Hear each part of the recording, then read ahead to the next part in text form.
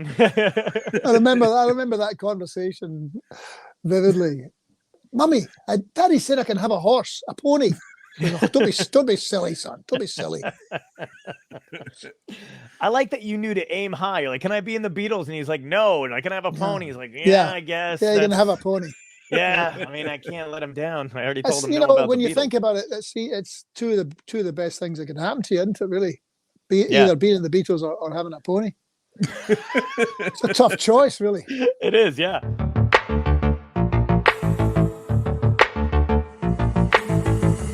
Dystopia tonight.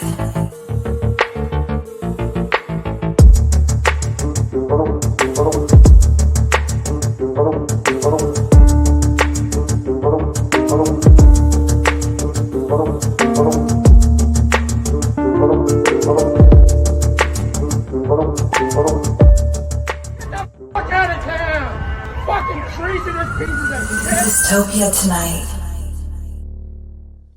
Hey, Colin, how are you? Hey, what's going on, man? That's good. You brought me out. I didn't even have to move. Remember the name of the tour? It was Ringo Starr, you, John Waite, Sheila E.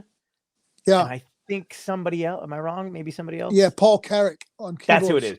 Yeah, Paul Carrick. Yeah, that was an awesome show. That was 2003. Yes, I was a junior in high school.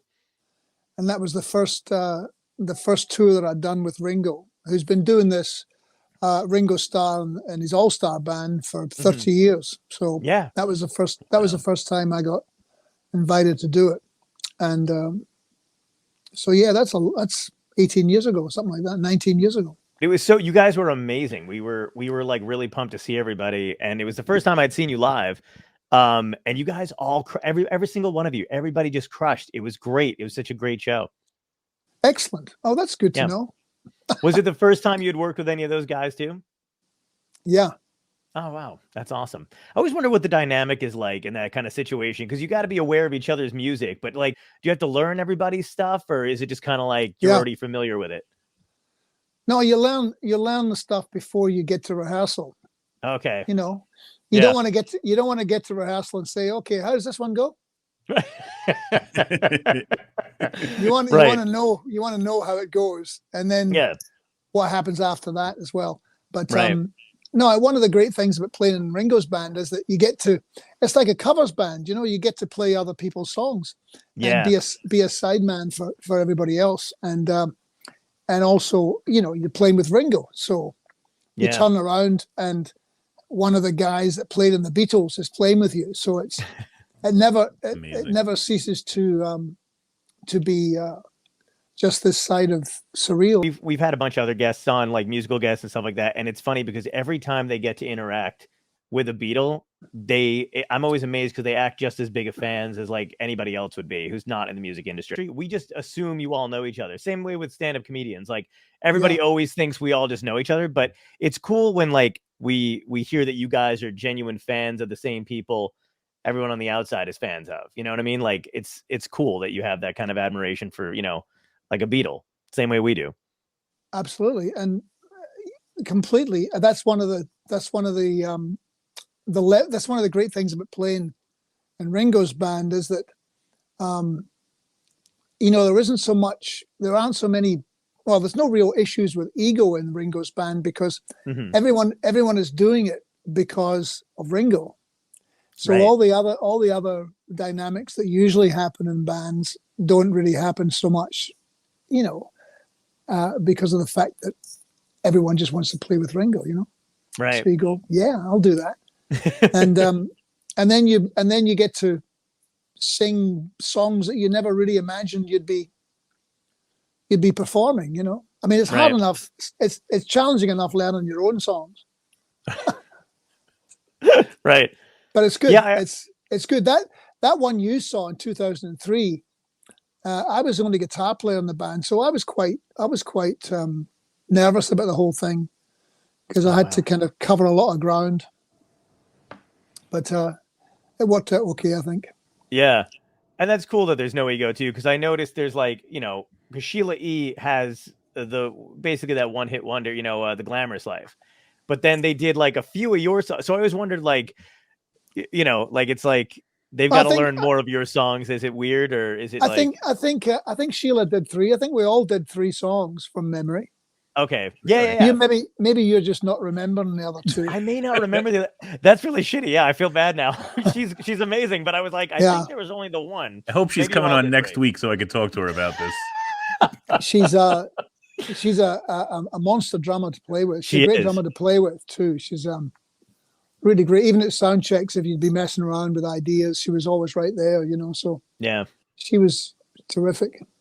Yeah, I remember she was incredible watching her do that kind of stuff. I always love looking at the drummers in a band because they just look like they're having just a blast the entire time they're doing it. Well, the drummer in Ringo's band now is a master drummer, a great drummer, and a big fan of Ringo, so that helps. His name's Greg Bissonette. He used to play with David Lee Roth and a lot of other people, but he's fantastic. He's a fantastic drummer.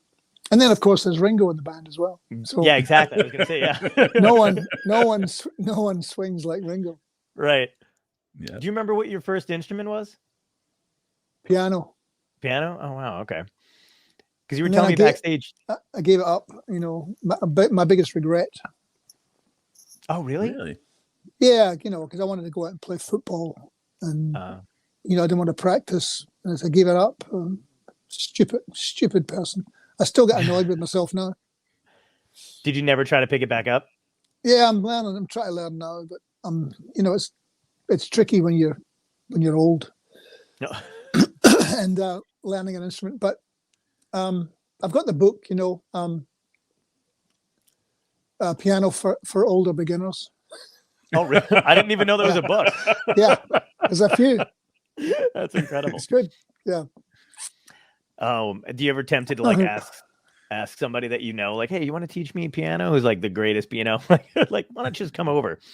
No, I mean, I have taken a couple of lessons from people, but I started to take lessons from a guy actually down in the valley, really good teacher. But then the pandemic hit, you know, so I had to stop that for the last couple of years. But I'll get back to it when I'm in town. I like working with a teacher because it's just better for your discipline. You know, if you're teaching yourself, you get to it, but then you forget. But if you go every week, you have to practice. Otherwise, you know, it's like you feel like you're about 7 again, you know?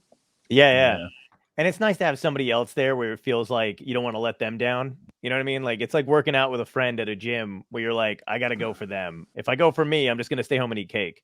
Yeah, I don't think that they're particularly let down. You know, they just think you're a loser, you know, for not practicing. Right. You know, they don't want that either. They go home and have their dinner. They don't care. You were telling me backstage that your first music store was one that your parents owned. So you grew up around music when you were younger? Yeah, that was it. Everywhere I looked, it was music. Yeah. And it was brilliant. I mean, I didn't realize it at the time. I didn't realize that was the golden age of music. Mm-hmm. But, you know, on a Monday, you get the deliveries, and I Feel Fine would come in the pristine little white little packages, and you'd put it on the turntable. And or after the shop closed, my father would sit me down and say, have a listen to these guys, and play me a track by the Beatles. And it would just blow my mind, you know, to the point where I used to say to him, can I be in the Beatles, Daddy? Can I be in the Beatles? Go, no, did he say yes? Because you ended up on stage with Ringo. No, he said, you can't be in the Beatles, son. No, you can't be in the Beatles. I said, no. Well, can I have a pony? Can you have a pony? Can I have a pony? Say, you can have a pony. That's I great. said, oh, great. He says, well, where will you keep it? I said, I'll keep it in the bathroom. I remember that conversation vividly. Mummy, Daddy said I can have a horse, a pony. Don't be silly, son. Don't be silly. I like that you knew to aim high. You're like, can I be in the Beatles? And he's like, no. And I can have a pony. He's like, yeah, I guess. Yeah, you can have a pony. Yeah, I mean, I can't let him down. I already told him. You know, when you think about it, it's two of the best things that can happen to you, isn't it? Really, either being in the Beatles or having a pony. It's a tough choice, really. It is, yeah. But now you could have like a whole field of ponies. Can you get them now? Do you still feel like the interest? I don't want a pony. No, you don't want a pony. I don't want a pony. Colin, I think it would have been great if you would have just turned your camera around and a pony would have been right there. he just walks behind him eating some hay. We're like, is that a pony? The things you don't think of. Yeah. Ringos. See, that's the thing too. I feel like you're at the point, or not even just now, just in general though. Like you could ask anybody for a pony and they would get you one immediately. Maybe. I've got a few friends have got ponies, not very close to me actually. A couple of my closest friends ride horses, but wow. It's one of those things you go, maybe tomorrow. Yeah. I like that. That's so crazy. That's the difference between you and me, is that though that's an option for you, and I'm like, I think I'm gonna have McDonald's for dinner. Like that's my big get. It's like I might get, I don't know, I'm on the road. Do I want to where will you go to have dinner? Like what's your favorite fast food of choice? Do you eat fast food? Do you eat fast food pretty much? Yeah, sadly, when I'm on the road, sometimes it's like, you know what it's like. So it's like 2:00 in the morning, the only thing that's open. My choices for fast food are usually Wendy's or Taco Bell, because I hate my insides. Interesting. Yeah. All what about you? I don't really have a favorite. I don't really like it, to be honest. I find it difficult. Yeah, it's not great. It's like it's usually like the very last minute. Like if it's too late and I'm starving and I have no choice and I'm driving, then I break down and do it, but I always regret it. The In-N-Out burger is a big thing in California. Yeah. And people like that, and but it's difficult. I mean, even if you like eating meat, it's tough. You just think about those poor cows wandering around in fields, and you go, especially you drive around, you see those huge big farms, and you go, God, this is just terrible. This is not good. Yep. No, I know what you mean. I'm not a militant vegetarian or anything, I think that we have to get at some point get past that, I think, Yeah, no, I agree. Yeah. I've done the I felt bad because I've fallen off the wagon to a certain extent, where I was vegetarian for a while. The one of my best friends who I travel on the road with, Joanne Filan, she's a vegetarian. So when I'm on the road with her, sometimes it's just really easy when you're with somebody to she'll always figure out where the good places to eat are, where they're not murdering animals. It takes a bit of effort to figure it out. Yeah.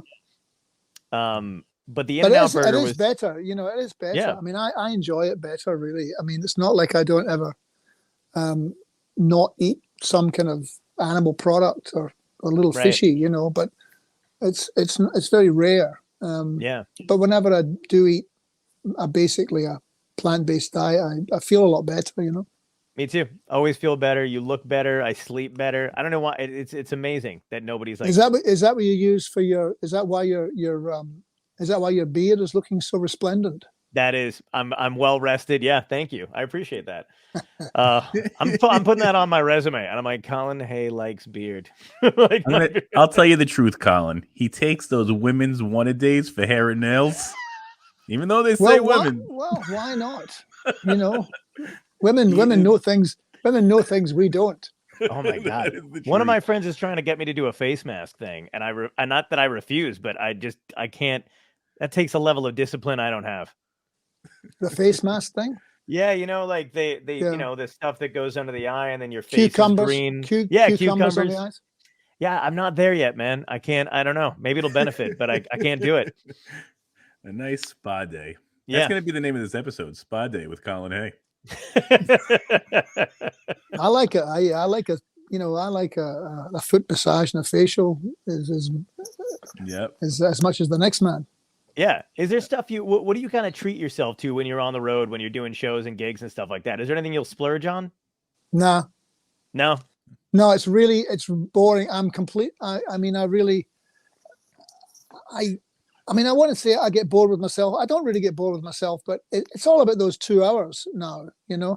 It used to be a lot different. It used to be wild, back when you're touring with a band and I was drinking and taking everything and just throwing everything down my neck and up wherever you could, you know. Yeah. And it was, and you know, because you're young and you think you're infallible and you can live forever and so forth. And then I had to stop all that, you know, about 30 years ago. So basically, what I replaced that with was playing shows and going out on the road. So there was the kind of a salvation factor in being creative or trying to be creative and making up tunes and recording them. There's kind of three phases. You know, you can write a tune and record it and then put it out and then go on the road and try and get people to come along. So those 2 hours become really what it's about, you know. So if I'm on tour, it's usually, up until now, it's really only just been with one guy, right? Tour manager in a van, and you drive for 4 hours to a place, and you trek into a hotel, and then you go and do a sound check, and you have, you know, some nuts and something to eat or something or whatever you can find, right? That they've brought to the gig for you. Sure. And then you do the show, and then you go back to the hotel, and that's it. You know, you do repeat for about 3 months. Right. And I hardly really talk during the day either, because, you know, you want to just save your voice and so forth. So it becomes those 2 hours become the exciting part of the day, if you like, you know. Yeah. Do you ever miss it? What, taking drugs and drinking a lot? Yeah. The bands that taking drugs, drinking, hanging out. Not really. I immediately go to the scary part of it, you know. Yeah. The blackouts and the dark moments and the hangovers and the you know, trying to retrace my steps and, you know, waiting for the fog to lift to figure out whether you did anything really horrendous the night before, you know. And so no, I don't miss all that. I mean, occasionally I'll get, if like my wife or something will open a bottle of wine and it'll drift across, I'll go, oh, I remember that, you know. But it's been about 30 years or something now. So wow. No, I mean, I think the danger for me is if I get to a town and there's a nice if there's a nice guitar store in that town, then that's a bit of a danger for me, you know. I do like going into guitar stores, and if I go into a guitar store, you know, the chances are I'll come out with one, you know, and that's really the last thing I need, you know.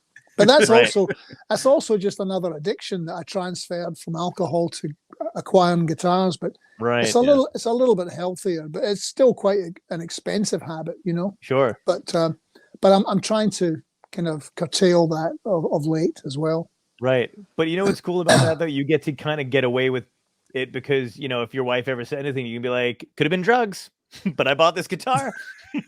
No, she's completely fine with it. You know, she's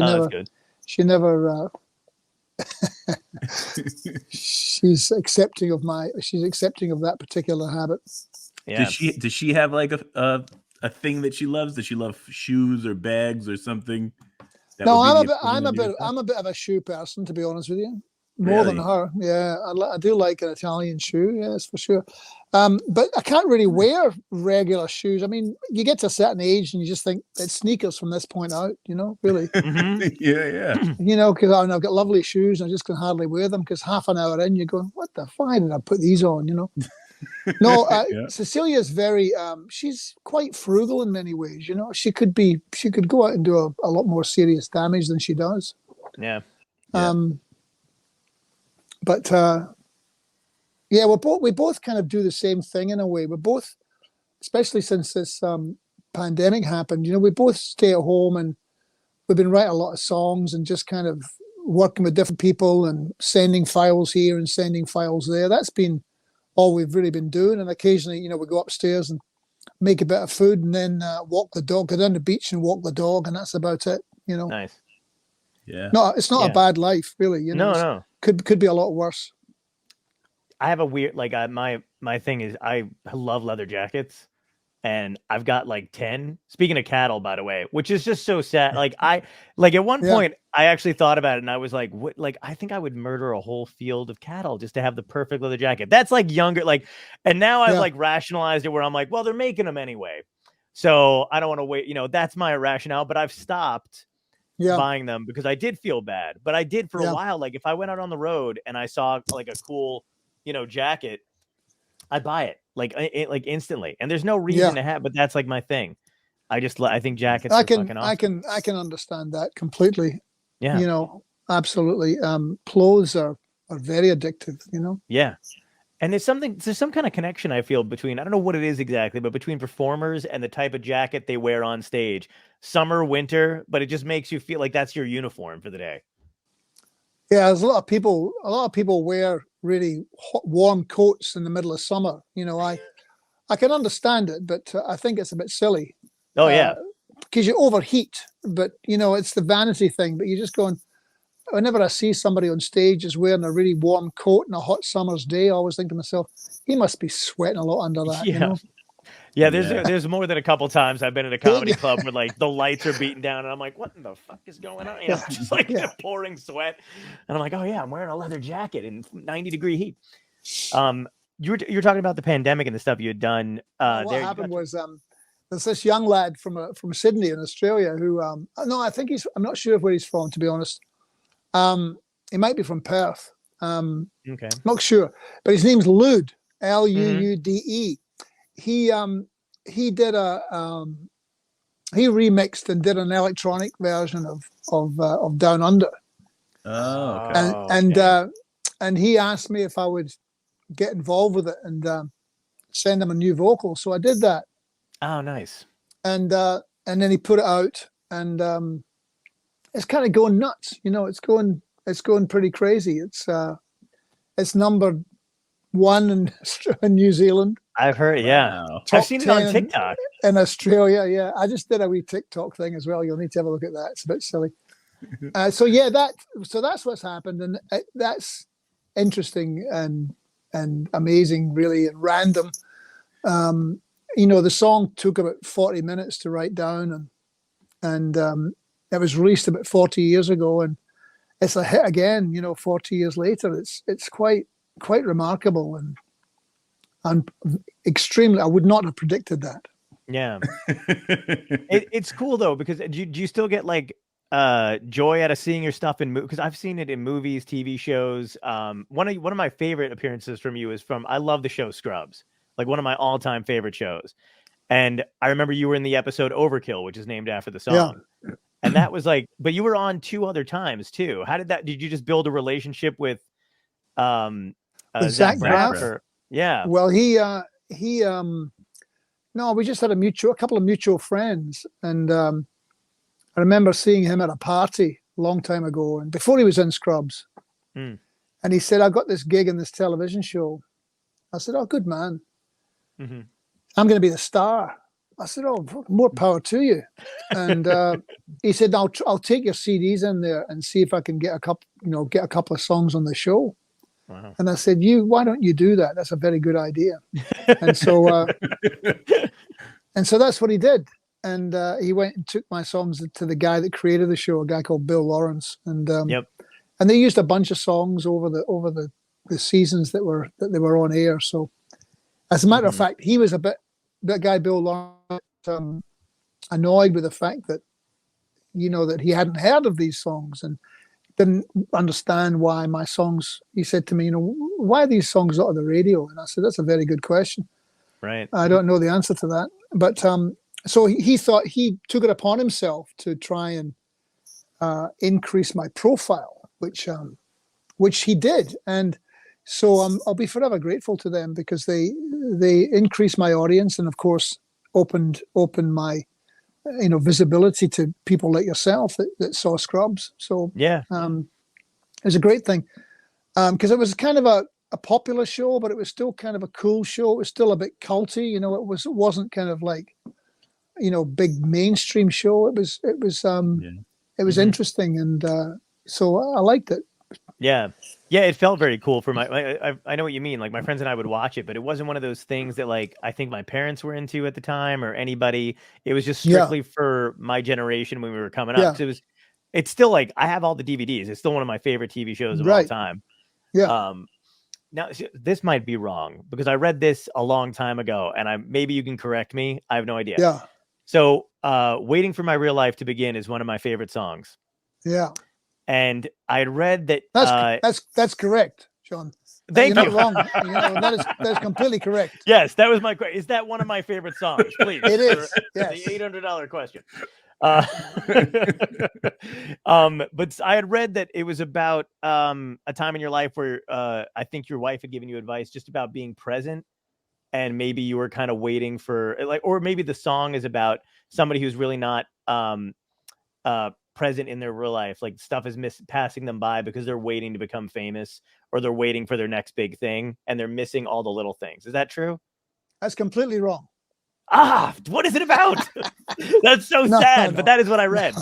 No, I just had to say that. Oh, okay. I was like, what if I base my whole life on that song? And you were like, incorrect. No. You know what's really good though? It's all right if you're confidently wrong. There's a lot of people that go through their whole lives who are confidently wrong about everything, Oh yeah. We've talked to quite a few of them. There's a lot of that going around right now. There's a lot of that happening right now in this fair land. My God. So yeah, I think it's really about that. I mean, I think it's about what is it about? I think a lot of my songs that was written around the early 90s, and I think a lot of the songs around that period of time were I didn't actually realize it at the time, but I think they were all about the aftermath of having come out of an addictive period, and so it's that situation that a lot of people are in that I've found myself in and still do find myself in at periods of time. I think trying to just, trying to kind of not be too verbose about it, which is getting away from me right now. But having a big moment like I had with the old band was one of those things where you think to yourself, okay, that's where I want to be. I've had that. I've experienced basically, the top of the food chain as far as my chosen life is concerned and my occupation. And you think to yourself, okay, that's my yardstick. I want to get back there. I want to live like that. That's really important for me to be number one again and all that kind of stuff, And so you're doing all these things and you have this aspiration and this goal, and then you completely misunderstand. You're not present at all for whoever or whatever you're doing at that particular time because you're too busy being focused on what you really want down the line, or else you're thinking about what has been before, And that I found that to be the case myself when I would go out on the road and I would think, okay, my old band broke up and I was playing to 40 people, 50 people, which was kind of weird, because a few years before that I'd been playing to maybe 150,000 people, and now I'm playing to 40, and I think to myself, that's a bit strange, isn't it? And and the audience would be there, and I could sense from them they were kind of thinking they were a bit embarrassed for me, thinking, why is he still doing this? Why is he playing to just us? It was like playing to your in your living room, Right. And I thought, well, this will be an interim thing, that I'm doing this because I want to get back to those, lofty peaks of superstardom kind of thing, But after a while, I started to just relax into it, and I started to talk to people when I was doing shows, and I started to just think, oh, this is where I'm supposed to be, right here, and so I became a bit more relaxed about everything, and I think it was a healthier thing to do, because otherwise you can end up, going a bit mad. Yeah. Yeah. Yeah, I don't know how many times I've thought about that song, because you can get swept when you have a career that you're focused on, and especially when it's, performing and stuff like that, and you're working on booking gigs and going out on the road. There's no time schedule for that kind of stuff. You know what I mean? It's not like you clock in and out like a regular job. So you're working, there's 24 hours where you're supposed to be doing stuff, and you never feel like you're doing enough.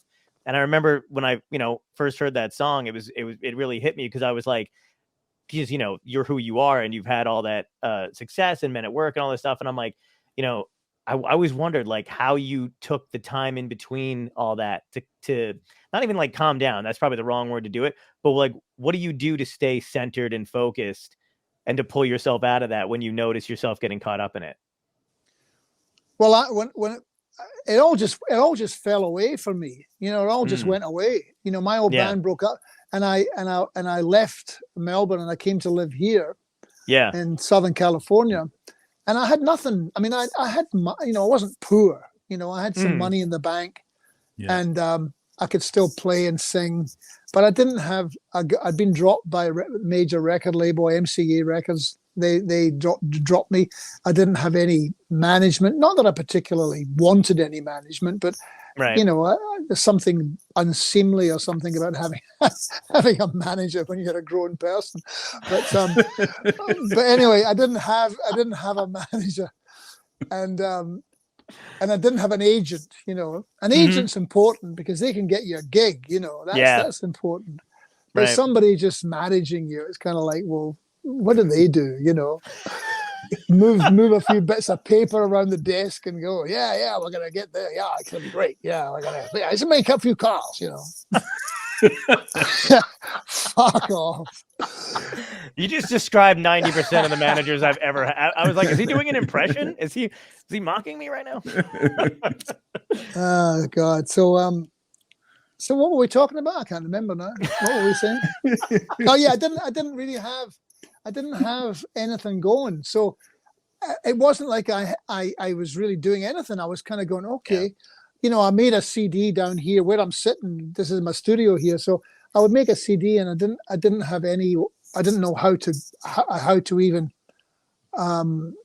manufacture a CD, so I just did it myself. So which meant someone would write to me and say, I want your CD. And I would go, right, okay, I'll get right onto that. And I would put it in a wee bag and go down to the post office and send it to them. I did that for years. Oh my God. That's so great. And what's crazy? They probably have no idea that you were the one doing it. They're like, he's got a whole company and a factory that does it. And I think they did because of the scrawly handwriting on the envelope. Oh my God, that's great though. Well, that is humbling then, I guess, in a way. Was it like weird for you to come to live to LA when you first got there? Because when I moved there, it was, even though I had been out there like for regular shit, living out there it's like fucking culture shock. It's completely different than anything else. Was it weird for you to go from Melbourne to LA? Well, I don't think it was really that bad, really that weird, because I wanted to come here because I actually needed to come here because it all had to do with three things. I was getting divorced, and I'd been dropped by I had a record deal which was based here in Los Angeles. Okay. And I was having trouble with a drink. So everything was kind of pointing away from Melbourne to come here. Mm-hmm. And so I came here, and it was a very, believe it or not, it was a very calming place for me to come to because I wasn't drinking anymore. And I lived where I am now. I've been living in the same place for over 30 years. And, so I had a lot of time on my hands. Mm-hmm. Yeah. And so I really welcomed it. I really welcomed it. So for me, Los Angeles has a lot of light attached to it because I wasn't waking up, in darkness and kind of in alcoholic desperation, not desperation, but just waking up going, oh my God, I'm still in this spiral, Yeah. So I kind of got off that, stepped off the the merry-go-round, and came here. So, and I met really great people when I first came. I met like 3 people who are still my closest friends, and I met them all very, very, at the same time, really around 92, 93. Mm-hmm. And they're still my best friends here. There's only 3 of them, but and each one of them was kind of instrumental in many ways to my happiness, and my well-being. Just right in terms of just having people to call up and go, oh, look at what he did, and gossip with, Yep. No, I know what you mean. It's nice when you have people like that. You'll never guess what happened to him. We need to talk about that. No, I know what you mean, man. That's awesome. I feel like if I move back out to LA, I hope I have that experience as opposed to the one I had when I moved out there. I went with no money. I drove cross country. I lived in an airmat. Like, I like your version, yeah, and the light better than. Mine was a bit rarefied, because I had the hits. John. Yeah. No, I don't have any hits. That's the thing. I just have the new. That's why people say to me, oh, do you get sick of playing that song? And I go, no. Because it's been very good to me. Yeah. Well, that's the other thing too. Is like I'm always genuinely happy and somewhat surprised when because we'll do stuff to promote the show because we do it live or whatever. And I always feel like hesitant. I'm like, oh man, like how many times has this guy heard this song that I'm going to use? It's their song, but it's always very nice to hear that you guys love your songs. You know what I mean? As much as like we do, as opposed to just getting sick of them. Yeah, well, I hear them every day in the supermarket, and I never thought about that. So I hear my friend Greg every day, who's So it means that. I feel good about that, and then I also feel upset and a bit sad about that as well. Mm-hmm. Yeah. Was there anybody that really inspired you when you were younger, music-wise? Yeah, obvious people. Mm-hmm. I mean, for me, there was the Beatles, and then there was everybody else. Right. There was whole lots of people. My brother turned me on to. I mean, when I was growing up. I loved the Beatles. I loved the way everything about them. The way that they had astonishing. The fact that just those guys together, seemed to create something which was just otherworldly. Right. Yeah, magic. It is. And there was something else. I remember sitting at the Eglinton Cafe having a Coca-Cola, and before I left Scotland to go to Australia, and I heard Good Vibrations, and I thought to myself, oh, I wonder where that music was made, and I wanted to thought one day I hope to go there, Yeah. That's another thing about California that I really love is that it's not like it was, back then, and maybe that's, you could argue that's a good thing or a bad thing, but I can still, it's still in the air. Yeah. All those songs, all that music that got made, that is indeed still being made. You don't want to end up thinking that there's, there isn't any more great music being made. But that was definitely a golden period, and that's one of the great one of the reasons that I really love about being here. I feel that I can coast on that a little bit, or just still enjoy that, even although it's in the past in a way, like just imagining that you'll run into Joni Mitchell somewhere. I mean, you don't, but you might. Yeah. Yeah, that was that. You're absolutely right. Somebody had told me and described LA to me when I first moved out there. They were like, that's basically your LA is basically your entire office floor, because everybody's working. You don't know who you're going to run into at the supermarket or whatever, because everybody is kind of like oddly famous. I met Dave Grohl at a comedy club that I had done in Burbank for the entire time I was out there. And he was just in the audience. He was there to see a friend. And that's not stuff that happened to me on the East. It's not stuff that happened to me in, even in New York. Like, I think and that blew my fucking mind. And he was super cool and just wanted to go see a comedy show. And I was like, really? Like a normal human being. Right, exactly. Which was not, I was like, that just happened. And people were like, they were just like, yeah, he just comes in. And I was like, when I first came to Los Angeles, I used to drive around and I would think to myself, everyone here is looking for something, and I don't know what they're looking for. They're looking for something. And I was writing a song, but I didn't have the end of I didn't know what people were looking for. So I was going in my mind. I'm thinking, what are people looking for? Everyone's kind of coming here to realize some kind of dream, and right. And I found myself at a concert at the Greek Theatre, and I was standing there, and I turned around and Jack Nicholson was standing there, and I thought to myself, I can't miss out on this opportunity. Mm-hmm. So I said to him, excuse me, Mr. Nicholson, my name's Colin. Hey, I just want to say that I'm a great big fan of yours. And he looked up at me and he said, I can't hear you. And I got a little bit embarrassed, and I went into the green room and I was standing there talking to 2 or 3 of these beautiful girls. And and then Jack, the door opened and Jack came in and he came straight up to me and he said, I just want to say I'm a great big fan of yours too.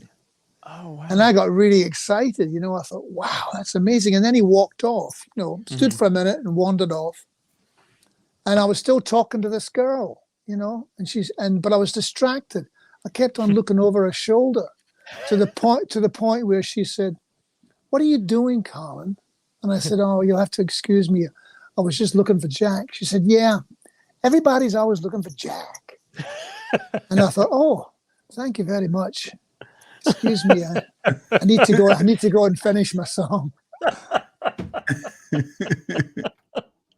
Oh my God, that's wild. Are you is that kind of your nature? Are you the type to go up to people randomly, like? Because I know some people won't ever like talk to another person like they're starstruck by, but like, are you naturally like that? It depends. Usually what kind of vibe you get from somebody. Yeah. But usually I don't bother saying anything if somebody's wandering around the supermarket, getting their fake cheese, or something like that, Right. Stocking up on their vegan cheese. That was oddly specific. There's some anger there for fake cheese, I feel like. And the oat milk. Oh my God, the oat milk, dude. I picked up some today. I'm not gonna lie. Yeah, I like it. I like it. Me too. I was quite keen on the almond milk, but gone right off it. Wow. Yep. Yeah. I got the oat milk. My friend got me addicted to the oat milk because I can't have regular. This is sad. This is how older I can't have regular milk anymore at all. Like it's not. And my friend was like, try the oat milk. What happens when you do? What happens to you? Yeah. You got to see how the beard looks after one glass of milk. Right. It's basically, all of this just stark white. I disappear for about a few hours into a bathroom and never come back out. That's it. If I happen to have, what's crazy? I'd go over to a friend's house and this happened to me like before the pandemic. So whenever we were allowed to see people, but one of my friend's parents is just genuinely sweet and she still treats us like kids.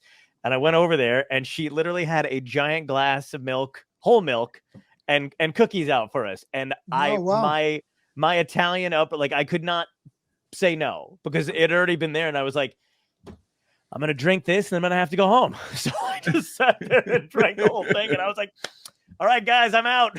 And then I just peaced out. Thank you. And they said, what a rude man. He just drank that milk and went home. Exactly. It was a lose-lose. I couldn't be like, I know you poured that, but I can't have it. So I was just like, I don't know what to do here. So have you been to Italy? I've never been. I want to go, but I've never been to Italy. I have. I love it. My family's from there. You've been to, my family's from Formia, and I just know it from, it's like on the coast. And I just think we're poor probably. My last name translates to poor man, so that's like it's Poveromo. Yeah. So if you went there, I mean, people would just start talking to you. I don't know if you speak Italian or not, but they would start talking to you because you look Italian. So they would just start, they in a conspiratorial fashion, and you'd need to pretend. You need to pretend you know what they're saying. I'm gonna have to learn some other words other than the things my great grandfather used to speak to me in Italian, and it was always "shtatagit ashbeth." So just shut up, wait, and manja, eat. Shut up, wait, and eat. Right. And then other words. Yeah, but that was it. The three beginners. And when he got older, he would only speak in Italian, and we'd always have to be like, "Pop, we can't hear you. We don't know what you're saying." Like we know you're angry, and we know you probably want to eat or something along those lines, but we don't know what it means. But I've always wanted to go. I've always wanted to go to Australia too, even though it scares the shit out of me. Why does it scare you? I have the bugs, every time I read like a BuzzFeed article about Australia, it's like the 10 things that can kill you, like in Australia, and it's always like these monstrous looking spiders and crazy animals, man. It is extraordinary that so many people do actually make it to adulthood there. Oh, really? Yeah, there are so many things that can take you out. Wow. There's pretty scary spiders, and there's stingers, and there's all kinds of things. But you would be fine. You'd be fine. Oh, good. Yeah. You very rarely see them. Okay. See, that's what I need to know. Like, if I knew that, because they don't make it seem like. I'll tell you what I do want to see if I do go to Australia. You guys have those giant flying-looking bats, like the foxes. Yeah, the flying foxes. Yeah, flying foxes. I want to see one. I wouldn't mind having that in the house. That's pretty wild. Yeah. Yeah. A friend of mine woke up hungover one time from a party, and he left his window open, and he had one of those like that just on his face like that. Oh my God, that's great. Yeah. But my ex-girlfriend, well, she's my ex-wife really. At that time we weren't married, but we had this bit of land near the coast, and we would walk down through the wetlands, and we'd have to walk across a little creek to get to the sand dunes and then to the ocean. And we're walking across a little bridge, and she turned around, and I was just talking to her, and I can't really see out of my right eye very well, but I was just talking to her, and she just was looking. She just looked at me, and she didn't say it loudly, but she just looked at me, and she said, "Snake." And I went, and she pointed, and I turned around, and there was this black snake, but maybe quite 5-6 foot long, and he was up, and he was just like standing there, like he was like this, and he was just staring right at me. Holy shit. It's like 3 or 4 feet away, maybe a little more. And you discover that you can actually leap like 8 feet across a little bridge if there's a black snake just there, and that really gets the adrenaline going, and and I told an old friend of mine that night, I said, a guy called Bernie, his name was, and I said, Bernie, I said, I just saw this black snake today, and he just was staring right at me.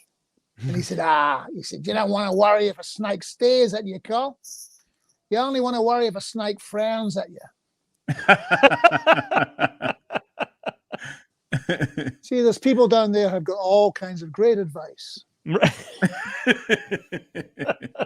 That'll save you. You'll say, he's okay. He's just looking at me. He's not frowning. Yeah. Like you're looking at a flight attendant on a plane, and you're like, if they're happy, you're good. You're good. It's fine. Yeah, well, the same thing applies. You don't, it's a problem if a flight attendant frowns at you. Yeah. Yeah. Especially nowadays. One of our listeners is Cyber Cassowary. So cassowaries are the deadliest bird. Those are down there in Australia too, by the way. Cassowaries, yeah. What are they? It's a what? It's a what? A bird. A cassowary. One of our listeners said it's one of the deadliest birds down there. it's like a, I want to say it's like a big bird, almost like somewhere in between an ostrich, but shorter. But they're supposed to be super aggressive. They've got these crazy, yeah. They're basically like, they call them like modern day raptors because they've got one huge claw, I think. And Wow. There's YouTube videos, you can look them up. When they go into their pens, they have to use like police shields, just in case they wind up attacking. And one of them, there's a video of one kicking the shield, and it split it down the middle, and the one had to back out. It's nuts. That's very interesting. I didn't know about that. Lucky shot. Yeah. Come on. Yeah. Come on. Couldn't do that again, could you? Exactly. Yeah, you guys got stuff like that there, and like really jacked kangaroos, which I'm kind of envy because I want to ask them, like, how do you get those neck muscles? And like, I know they can't speak, so it frustrates me. How do you do that? Do you lift? What do you do? I feel like if I went to Australia with you, John, you'd end up like I'd turn around and you'd be in one of their pouches. I am pouch trying to fight it. Yeah. People don't know I was born in a Keebler elf tree. That's the thing that I don't often tell people. I'm very tiny. That's Colin. why your friend's mom keeps leaving out milk. Go eat cookies. Milk and the cookies. So, also, one of our cyber category actually asked, he wanted to know what some of your best experiences are with Ringo, like going from being a boy idolizing the Beatles. Do you remember like your best memories with him? Well, just being up in 40,000 feet in the little plane after you finish playing with yes. Ringo telling you a bit of a story about him and John, and that's pretty great, as you're sitting there eating a little après show sandwich with Ringo going, yeah, well, that was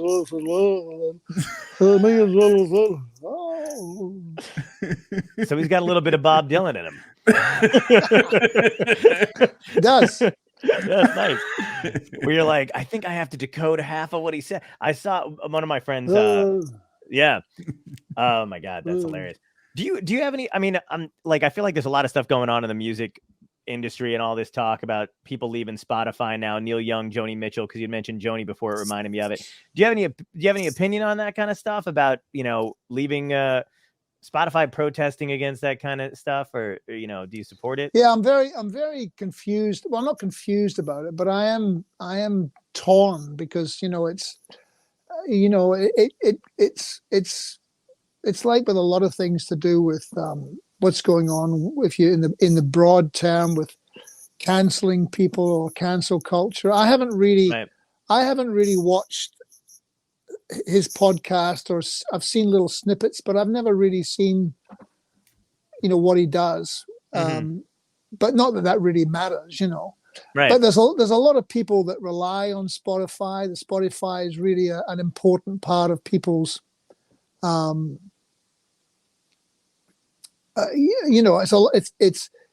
it's a big part of the equation now, as far as making music is concerned, So I haven't made up my mind about it yet, but it is concerning for sure. Yeah. Yeah, I feel like, it's got to be something that the music industry kind of talks about, or you guys as musicians kind of must mull around, because it's getting to be the point where it's do or don't do. You know what I mean? Like, I don't always like when people cast a spurt like on sides and stuff like that, where you're like, hey, I know exactly what you're thinking if you don't do this right now, But like on the other hand, it's like, how could you not talk about it, or at least wonder like what you should be doing about it? Yeah, well, I've been thinking about it a lot, but I haven't. I don't know. I got to talk to a few people because I don't have all the information really, right? And I,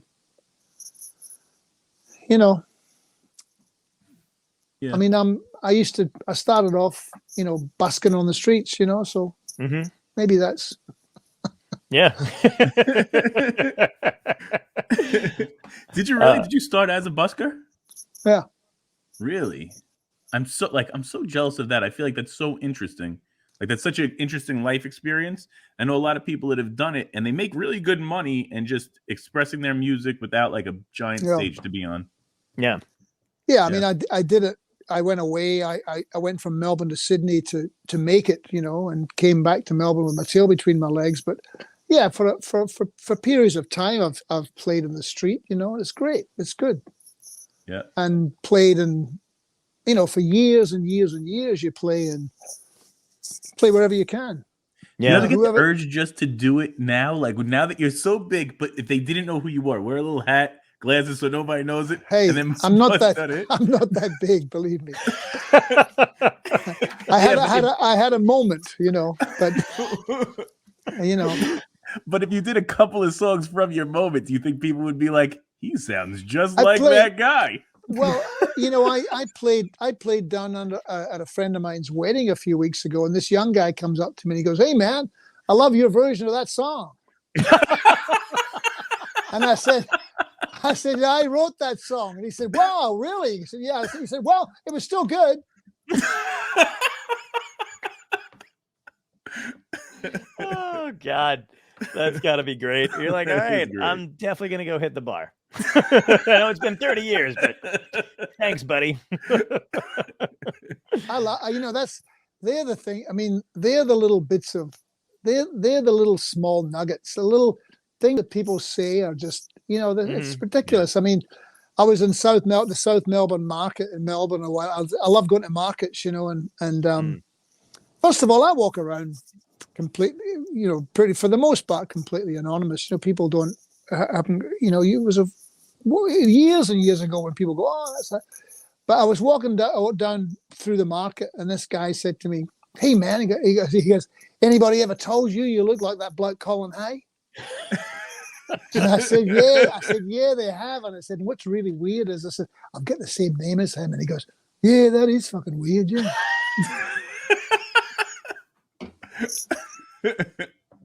Oh my God, that's great. How are you with, like, if somebody asks you for a selfie, do you decline it, or are you pretty good about it? Well, I haven't done it for the last couple of years. I'm gonna purposely run into you now in LA and be like, "Selfie, me." I'm not gonna tell you around. You're like, "Who are you?" Everyone. Well, the first thing is, if somebody doesn't have a mask on, then it's a definite no. Yeah, absolutely. Yeah. That's the craziest shit now. It's like, even because my shows in January got canceled, obviously, because Omicron was going crazy. So everything kind of got rescheduled, you know, and then, but before that, even kind of going back out a little bit, I'd be like, I demand, you know, crowd be vaccinated, you know, and masks. But I'd still get one of the people running the show, "Hey, they want you to go outside and take photos with them." And then I'd be like, "Yeah. All right." And then I go to put my mask on. They'd be like, "You're going to wear the mask?" I'm like, what part of, like, what is wrong with people? It's insane. You know, but you know, it's crazy because the audience doesn't care so much, but it's really like the venue. They're like, "What if they don't come back?" I'm like, "I don't know. I'm leaving tomorrow. So that's your problem. You handle that." Do you find, is it difficult? Are you finding it hard to, you know, request shit like that with places? No. That's good. Yeah, I don't think that's the thing, man. I don't think there's really a problem. You request it and then people don't do it, you know. So yeah. But you still request it. Yeah. That's they're like, "That's nice." Anyway, we're just gonna... I'm on the stage and there's a couple of guys down the front and they're not wearing masks and you know, they haven't been skipping any meals, let's put it like that. And and you know, it's like, close your mouth, would you, when you're breathing, pal? Yeah. Shallow breathe. If you ever need to make it into the press, just do it. Like, stop your song in the middle of the show. Oh man, it'll be like your record sales will go up. It'll just be all of a sudden Colin A tells anti-maskers, you know, and we go nuts. Yeah, I was doing that the whole tour. We just did a tour, you know, and yeah, and they requested it. The venue requested it, and then there's like 5 people with a mask on, you know. Oh my God, yeah, it's crazy. It's like, that's the thing with. I said to a couple of crowds, I said, "You trying to kill me, you people? This is like you're all getting together. This is like you're all getting together, right? We're gonna get them tonight." Right. Yeah. You know what would be great is if it actually only affected those people. Then I wouldn't care. You know what I mean? Like if it was like, you know, the rest of them that just eat fast food, you know, it's not going to hurt me. I'm not going to be the one who, you know, dies of a fucking heart attack. Tell them we're dressing up as Western outlaw. Yeah, make all your shows Western themed. That's a great idea. People love cowboy shit. Everybody thinks they're a cowboy. That's a great idea. But those bandanas don't work. That's so true. Unless your bandana is made out of N95, we'll hand out N95 bandanas. And you can't be a cowboy and wear an N95. That's like, have you seen Jed over there with his 95 mask on? Oh my God, we're doing a crossover where it's a DuckTales Western, and you got the duck mask, and oh, that'd be great. That was a little bit of a stretch, but I'm sure some people went with me with it. They're like, you lost us. It's fine. Yeah, it's a weird time, man. But I mean, it's cool that I'm glad you came out. Like, I think coming out with a new album, like now, first of all, Now in the Evermore is awesome. I love your stuff anyway, so I'm biased, but I love the album. But like, that's the kind of shit that I think kept people going. Like, even like little live stream stuff during the pandemic, like music is the thing that I think that, everybody clings to during a shitty time. So it's awesome that you came out with something new, dude. Yeah, it comes out. I did a covers record as well a few months ago, and that was I did a covers record called "I Just Don't Know What to Do with Myself," and which is a great '60s song, Burt Bacharach song made famous by Dusty Springfield. But yeah, this new album comes out in March the 18th. It comes out, so I'm very lucky because I was one of those people that. I was forced to stay home in my studio and just mess around. So it was really great for me because normally, well, you probably know yourself, you're home for a few weeks and then you go back out again. So, right. So being home for like an extended period of time was really great for me. I loved it. I felt almost quite guilty about the fact that I was really happy being home. Yeah, I know what you mean, but it's nice to have like some silver lining because you can acknowledge that there was just crappy stuff that was going on. But like, I think creatively, like a lot of people, had time to focus on, themselves, kind of better themselves a little bit or create something new. Or that's the reason why we started doing this is because I, couldn't tour and I wanted to talk to people I admired and. Yeah, I think you're right. I think it forced you to think about a lot of things. Mortality for one thing. I mean. Yeah. A few horrendous things happened. I mean, millions of people died because of this thing, and before they had the vaccine, I was really quite scared. Because I'm like 68 years old or something. I thought, well, I have a history of bronchial asthma. The last thing I want to do is end up with a ventilator. Gasping for air. And that's what happened to so many people. Yep. And then when they got the vaccine, it's like, my God, give me that. Let me get into that line. Yeah. Give me that vaccine. People say, oh, I'm really careful about what I put in my body. Really? The amount of things that I put in my body over my life, I should be dead 10 times, Right. Yeah. So give me that vaccine. And they got that right. And it's proved to be, to prove to have saved, countless lives. And so we're on the right track. We just have to, it's just a shame there's so many people that don't want to get vaccinated because it just prolongs the whole thing, Absolutely. And we could have knocked it on the head months ago if people had have realized that they're not separate from everybody else. Yeah, man. Yeah. I'm so glad to hear you say that too, because it's so, when you, I don't know, when you see some people who just don't have it, down pat in their head what could have been done and they're famous, you know what I mean? Or they're, people that you admire and they're just clueless about it or they're anti-vax. You're like, oh my God, that's so heartbreaking. It's just like, because that is the whole Spotify issue too, with like the Rogan stuff is like, he's, primarily anti-vax. He and the misinformation that goes out to 90 million people, through Spotify, you're like, it's hard to combat that kind of stuff. It's just, you feel helpless. So you're like, what do you do? Yeah. It's really, is it criminal? I would maybe.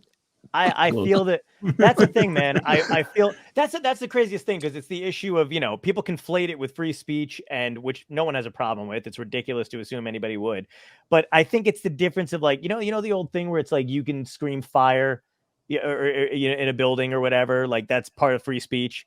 But the thing is the twist is that the dude who's screaming, like there's an actual fire in the movie theater, but the dude is now telling you that popcorn makes you fireproof, so no one's leaving.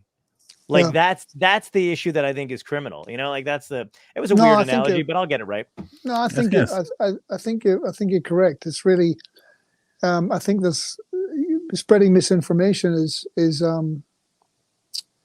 what's happening. It's been happening. I mean, look, the guy that was running the show, he was doing that for 4 years, and everyone who's this ghastly gang of ghouls that support him are doing the same thing. Yeah, absolutely agree, dude. Well, listen, I don't want to keep you any longer. I told you I'd keep you for an hour. It's been a blast having you on. I've got 3 more questions that we ask every guest. Oh dear. Yeah, here we go. So, first question is, if you could go back in time and talk to your younger self, what would the advice be that would help you out today? Keep playing the piano. Love it. And what the next question is, what in your life had to end, good or bad, to lead you to where you are today? Drinking. Yeah. Solid, man. I know it seems like that's just, it's so true for so many people. That's a very common theme with a lot of great artists. It is. I feel like, because a lot of great artists have said the same. Look, I love to drink. If I could have gotten away with keeping drinking, I would have. I tried everything. I shall only drink with food. I shall only drink clear spirits. I shall only drink beer and wine. I'm gonna only drink at mass, and then every night's mass, you're like, it's weird. I don't know. This guy loves church. Yeah, this blood of Christ. So religious. Yeah. No, that was the thing that had to go. Yeah. Sadly. No, I hear you. And then the last question is, in the theme of the show, if this was a true dystopia, right? And we're talking like alien, zombies, volcano, the world just breaking apart. Everything's going nuts. What would be your epic death? How would you want to go out? How would I want to go out? Yeah. What, you mean being killed by a zombie or something like that? Yeah, alien, zombie, meteor. Yeah, what is flying and spit? What would be the way you would want to know to be going out? Oh my goodness. With some kind of fantastic drug that they've got. Oh, that's great. That's the first time anybody said that. That's great. I mean, you go, this is, fuck, does it? Oh my, who would you want to be doing that drug with? Well, I don't know. I mean, you didn't, if it was, you said it was a breakdown of of the world, just chaos. Yeah, just could chaos. Be Who's left? I mean, I was imagining that somebody was forcing me to, forcing you to. Okay. I don't know. That's what I got from you was that we were being attacked and we were being killed by all these different means, and they can say to you, well, I'll give you 3 choices. I've got it's got a spear here, or you can. Or I can give you this fabulous drug. So that I love that. See, that's the kind of thing we have an artist that works with the show, and whatever the guest says at the end is what she draws for the album cover for the episode of the show. So that is, I'm just gonna have you being given choices: a spear, a bear, or this drug. Well, I'm just gonna picture John administering it. Yeah, the bear. The bear is good because there's a great bear joke. I love jokes about bears, but it's too long. But the punchline of the bear joke is the bear says to the guy, "You're not just in this for the sport, are you?" I know the joke. That's a great fucking joke. Yeah. I love animal jokes. Wait, do you like animal jokes? They're my favorite. I gotta tell you one. It's just a simple joke. Guy walks into a bar and he sees a horse behind the bar cleaning a glass, and he's just staring at him. And the horse is staring back at him, and he's just cleaning the glass. And the horse goes, "What's the matter? You never see a horse 10 bar before?" He goes, "No, it's not that. I just never thought the cow would sell the place." It's a stupid, silly little joke, but I just love the twist. I got one more for you. Guy walks into a bar, huge crocodile, sets it down on the bar, and the bartender goes, "You can't bring that in here. Are you crazy?" And he goes, "He's totally harmless, completely harmless. Watch." And he takes his dick out and he puts it in the alligator's mouth. And he's just sitting there and goes, "See? Not that it's fine. Anybody else want to try?" And the guy at the end of the bar goes, "I'd do it. I just don't know if I could hold my mouth open for that long." Those are I got more animal jokes, but I'll let you go. I have a feeling you have quite a few, John. That's all I do is animal jokes. That's my whole thing. Oh my God, man! Well, it was a blast having you. Today I saw an ad for a television for sale. It was only $1, but it said that the volume is locked on full. And I thought, wow, I can't turn that down.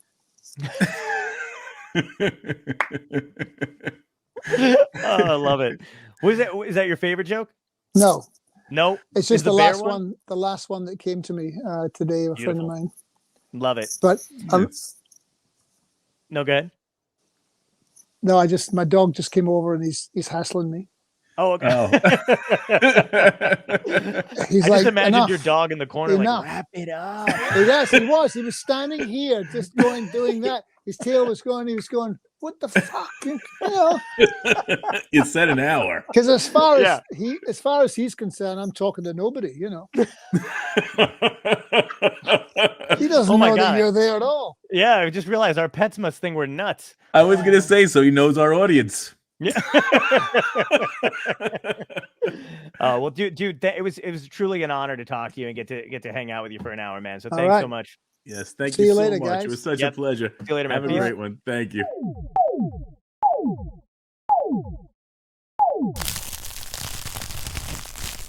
Dystopia tonight.